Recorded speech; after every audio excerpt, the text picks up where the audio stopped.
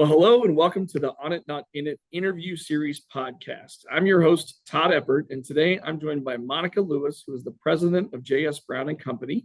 Monica, thank you so much for joining us. Would you like to kick us off with a brief background as to who you are and what you do? Well, thanks for having me. I'm excited to be here. My name's Monica, and I am president of J.S. Brown and Company. We are a design build residential remodeling contractor in Central Ohio. We've been in business since 1978, and we do all kinds of remodeling, from a small powder room all the way up to a whole house renovation with a big old addition on it. So we do all sizes of projects, and we're typically designing and doing everything start to finish on the job. Excellent. So we talked a little bit before, and I've looked at your LinkedIn as well. But can you just give us a background of your history at the company? My history of the company, I joined in 2002, and I'd had some previous related experience and thought that sales was just not for me. I'd had some bad experiences. And I said, you know what? I'm just going to go back to my roots. My degree is in interior design, and I just want to design. I don't want to sell. I just want to draw pretty pictures and help people have pretty spaces. And that's how I was hired. And after just a few months here, I realized this was a very different company and a very ethical, very transparent company when it came to how they handled their sales and their sales team. And I realized what the possibilities were. And I went back and I said, if an opening comes up, I would love to move into sales. I know I said I didn't want that, but now I do. And they pretty much just made it happen, where I just transitioned out of design only and moved into design sales, and have been doing something for the company ever since then. Awesome. And you also mentioned to me prior to that you're starting to take some ownership in the business. If you're willing to talk about that, we'd love to hear just a little bit about that and why you made the leap into business ownership from just being a W-2 employee. Sure. So in 2019, we had a little bit of a ownership crisis. The owner of the company has been looking for a succession plan for some time, and brought somebody in that turned out to not be a good fit. And so, sort of as a need, he came to me and said, "Hey, maybe I should have done this from the get-go. I really feel like you would be great in this role." And I said, "Well, I tell you what, it's never anything. I never considered just running it all by myself. And I said, how about we make me like interim VP? And that way, if I decide it's not for me, or you decide I wasn't the right pick, we have time to figure it out, and then we have time to hire the right person. And the company's not in a panic, just trying to do something quick." So I was VP, and then very quickly we both decided it was a good match, and was made permanent VP. And after about 6 months, and then on January 1st of this year, I was made president, and that's when I started taking some ownership. So basically, it'll be a gradual transition. I'll get a percentage of shares every year, and transition into ownership over a period of time, which is a really nice security blanket for me, and makes it nice for the owner as well, who's still a very active business owner and guy. And even though he's ready to make this transition, he loves this company. It's his baby. He's founded it in 1978. And so he obviously wants to still keep his hand in, which I'm very grateful for. So it's really the best of both worlds for me. And I feel like he feels the same way. Excellent. Excellent. Thank you for sharing that. That's a great story to tell. And I think a lot of entrepreneurs are in that spot where you mentioned it, like a business is like another child in your family, right? Especially when you start it from scratch. And then there needs to be a really thoughtful process of how we prepare and then go through the process of transition. And so it sounds like you guys are doing a better job of that. Oftentimes we have a misstart or a misstep along the way, but it sounds like you guys are past that, which is great. So you jumped in the seat, president, on January 1st. So now you're running the day-to-day, you're in charge of all the things, right? So what are some common misconceptions that you're bumping into today, and what can you tell us about them? Well, in some ways it's very much like what I've been doing for the past, 4 years. But there was sort of this imperceptible, subtle shift in my thinking, Okay. because it's for real. And I always want to do a good job. I've always wanted to do right by Jeff Brown and do right by my team. And I felt very responsible for them and the company from the moment I was made VP. But there was something about president and partial ownership that just tipped it that little bit extra, right? So I feel just that teeny bit more responsibility um, and desire, to really do everything I can and the best job that I can. So, in terms of my day to day life in my office, not a lot has changed, in from December of last year to January and now, but emotionally, there's been a little bit of a shift, and I think I just feel everything just a little bit more intensely. I'm even more excited for the team when they do something great. And I'm even a little bit more concerned if I see some little problem crop up somewhere that needs to be addressed. So I think it's just a little bit more intensity. Yeah, I love Yeah. that because it's I don't know that you have any like maybe this can be easy or it's not going to be that big a deal and like you said it's not like a big difference but there's this imperceptible change in how you react and how you think through things. So love that. Yeah. Yeah. Yeah, so okay, so you've been at the company for a while, 22 years if my math is quick and correct. Yeah. You're starting on the journey of ownership now as of January 1st. So what do you think are your biggest challenges today in the organization? I think our biggest challenge is, sort of forecasting out our future now and looking at, I don't know how much you know about Central Ohio, but we've got a lot of investment coming into our immediate area. Intel is coming and building this massive chip facility, and all of these ancillary companies are coming with them. There's all this construction. There's going to be this influx of growth, and we want to be prepared to take advantage of that. But having been with the company as long as I've had and seeing, sort of the ups and downs of our industry, it's possible to get going and grow too quickly and maybe get going faster than you should. I want to make sure that we're prepared for growth and that we take advantage of those opportunities and everything that it gives us in terms of being able to serve our clients and help our team and do all those good things. But I don't want to grow just to grow. I want us to grow the right way. And I don't want our reputation to change just because we got big. I still want people to think of us in terms of the quality and the service that we bring to the table. And that's hard to do if you're just hiring people willy nilly so you can grow.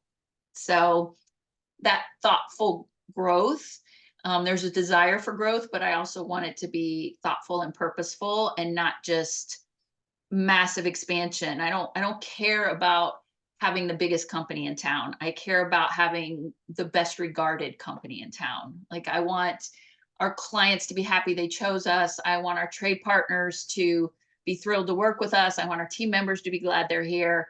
And they don't care if we're the biggest either. So that's my goal and that's my thought process. And after several years of upheaval with COVID and all those things, now it's about trying, now that I can plan and not just react to fires. Now that I can plan, I really want to take advantage of everything the team can do and take all of their input and really get us a good plan going forward. Excellent, excellent. Yeah, and so Central Ohio, OH is all I'll say. I buddy, I Right. So, okay, so we've been through a pandemic that's well behind us. We've all forgotten about that, right? But the reality of the world is that the one thing we can depend on is the business environment will constantly be changing. Homeowners will Right. constantly be changing their needs, their environment. So, how do you stay innovative? What's the strategies you employ to stay innovative? You know, that is probably my favorite thing about this industry, and what has enabled me to stick with it for so long is that it is impossible to get bored. there's always a new product, a new process, a new installation method, a different client, a different budgetary challenge. There's always something going on. And so I think just the basic need of, keeping up forces you to be innovative. It forces you to say, okay, well, here's this new product everybody loves. How are we going to use it? Or here's this new technique. How are we going to gear up the team? Oh, maybe we could even do it this way. The excitement for that new product or that new methodology or that new design trend or whatever kind of elevates everybody and gets everybody excited. And as long as you're excited, I think it's a lot easier to constantly be thinking of new things and how you're going to approach those. And I try really hard to encourage the whole team, to stay educated and to stay up to date on things, because I have a passion for education. I just feel like it's never wasted. And learning all of those new things keeps them excited. And then they come to me, and it makes it really easy for me to say, well, that's a great idea. Let's try it. Let's incorporate it in this way. And I just try to stay really open to all the possibilities. And in my industry, it's pretty easy to stay excited and Yeah, I heard the innovative. new trend is black cabinets now instead of white cabinets and black, countertops. We're seeing a lot of color and a lot more intensity, and not so much just neutral. Yeah, I think people are feeling a little braver these days, and it's a nice change. awesome, awesome. Yeah, so your industry constantly changes, and so therefore you're just basically, if you don't keep up with the trends, you're not going to make it, right? And so that's the Yeah. fun part of your business. Yeah, and That's since great. you're always changing over here, it's easy for you to always be thinking over there. So, yeah. Yeah. Yeah, and so you mentioned a little bit ago about all the massive growth coming to Columbus, and you're really conscientious of not just growing for growth's sake and making sure you remain one of the best and most respected companies in the area. So can you give us any glimpse to any? Do you have any goals set? Do you, for your future? What does the next steps look like for the organization? Yeah, we do have some immediate goals set. I mean, obviously right now we're navigating the big shift in, with interest rates and everything. It went from, just this overwhelming crush of interest and leads and, people just banging on your door trying to give you money. And now it's a little more like, oh, I need to think about it. Mhm. Our sales process is extended back out to a more normal pattern. Our leads are coming in at a more normal seasonal kind of pattern instead of sort of that crazy deluge that we were getting during COVID. So, now it's about forecasting and dealing with that. Some of our more exciting plans have to do with our own facility. We're planning a big addition, a remodel of our own, and we're gonna put in a big, gorgeous showroom and some new conference rooms and some new offices and bathrooms and things like that. Redo the outside. So the whole team is really excited about that. As you can imagine, when you're in the business of making buildings look good, and your building is starting to get a little bit older and a little bit worn around the edges, you're anxious to get the new things going. So that's going to be a big plan for us, and that'll probably be at least a 2-year project. From a sales side, we're really focusing on the parts of town where we think a lot of that growth is going to be happening, and making sure that those people in those parts of town are familiar with us and what we do. And also that we've got, sort of enough manpower and stuff directionally to go that way and still be efficient. If we go half an hour more further east than we used to go, how are we going to do that and still be efficient with our pricing and our labor and all of that? So those are sort of our plans right now. How are we going to capitalize on some of that in those markets where we've maybe only just touched, instead of it being our day-to-day work, and then what we've got going on here in our place. All right, so I have to point something out to all of our listeners, because I think you just highlighted something that is awesome, which is you're actually, as a company, going to work on your own building, right? You work on other people's buildings all the time.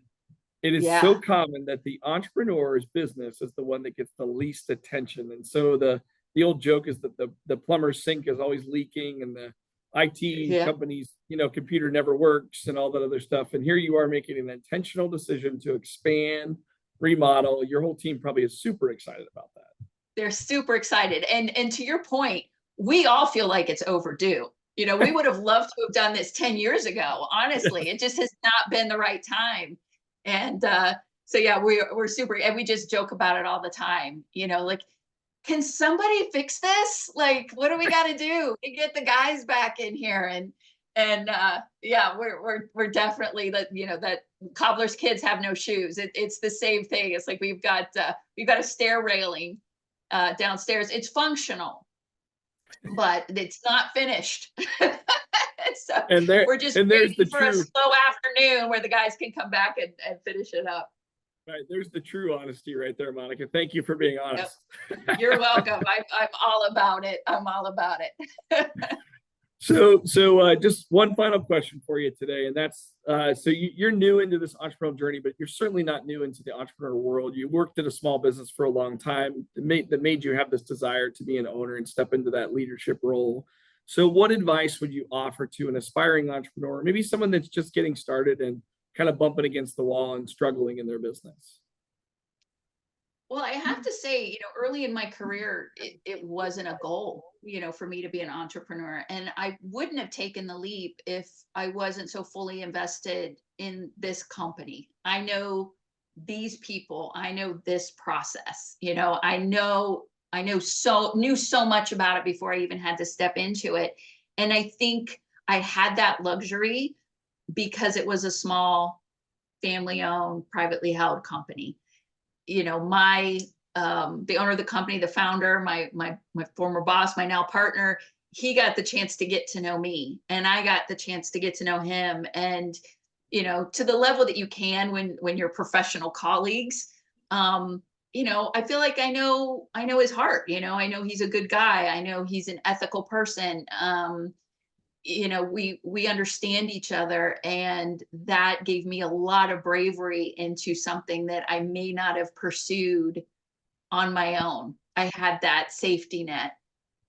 And so, if somebody's looking to get into some ownership like that, and they don't maybe feel confident just stepping out on their own and doing it, finding companies who are looking for good help, and learning everything you can from them. And in a small company, you can learn lots of facets. You can see into more parts of the business than you can in a really big company where maybe all you're seeing is the design department or all you're seeing is the accounting department.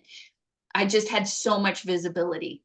So I think smaller companies are definitely the way to go in terms of getting the exposure you need to all the facets of the business, because I've learned and seen and heard over and over again, you could be a really fabulous salesperson or a really fabulous carpenter or project manager or whatever. That doesn't mean you can run a business doing that thing.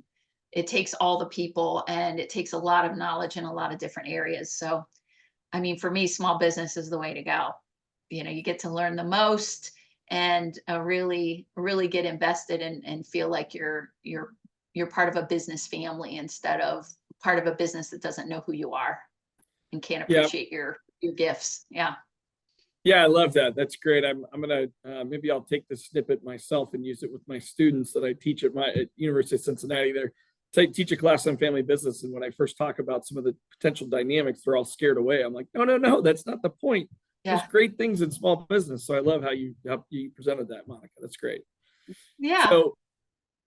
So well, thank you so much for your time today. We really appreciate you joining the show today, Monica. It was great meeting you, learning more about your journey. And to everyone watching and listening, we look forward to seeing you and speaking to you on the next episode. Thanks again, Monica.